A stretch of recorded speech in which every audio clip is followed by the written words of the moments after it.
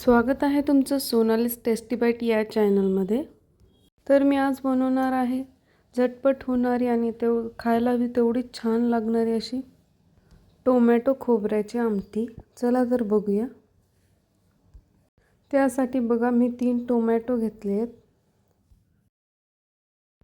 Tomato बारीक cut करून घ्यायचे आणि त्यानंतर 3 चमचे मी सुकं खोबरं घेतले भाजून आणि त्यानंतर आपण 2 चमचे डाळव किंवा त्याचं मी पीठ घ्यायचं। त्याला कोण फुटाणे म्हणतात, त्या फुटाण्याचं 2 चमचे पीठ घ्यायचं आणि हे सगळं मिक्सर करून घ्यायचं। अशा प्रकारे फाईन पेस्ट करायची त्याची। चला तर आता पुढची प्रोसेस करूया। 3 चमचे तेल टाकलं मी कढईमध्ये।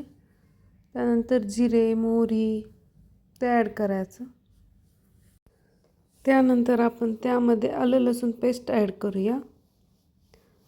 त्यानंतर एक कांदा बारीक कट करून घेतला ते ॲड करूया। कांदा चांगला मऊ होऊ द्यायचा। त्यानंतर त्यामध्ये 1 चमचाभर हळद आणि 2 छोटे चमचे लाल तिखट ॲड करायचं आणि व्यवस्थित मिक्स करून घ्यायचं। त्यानंतर त्यामध्ये 1 चमचाभर हिंग ॲड करायचं आणि हे सगळं मिक्स करायचं व्यवस्थित।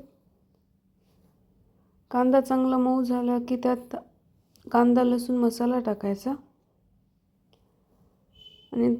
आणि आपण केलेली पेस्ट टाकायची त्यामध्ये आणि एक झाकण ठेवून 5 मिनिट वाफवून घ्यायचं अशा प्रकारे।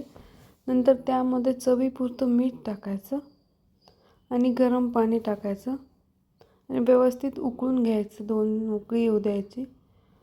त्यानंतर त्यामध्ये खूप सारी कोथिंबीर टाकायची। परत एकदा 2 उकळी काढून घ्यायच्या। आपली आमटी झाली तयार। तुम्ही ती भातासोबत खाऊ शकता किंवा चपाती भाकरीसोबत पण खाऊ शकता, मस्त लागते। मला किती ग्रेव्ही पाहिजे त्याप्रमाणे त्यात पाणी ॲड करायचं। रेसिपी आवडली तर चॅनलला सबस्क्राईब करा, लाईक करा, शेअर करा।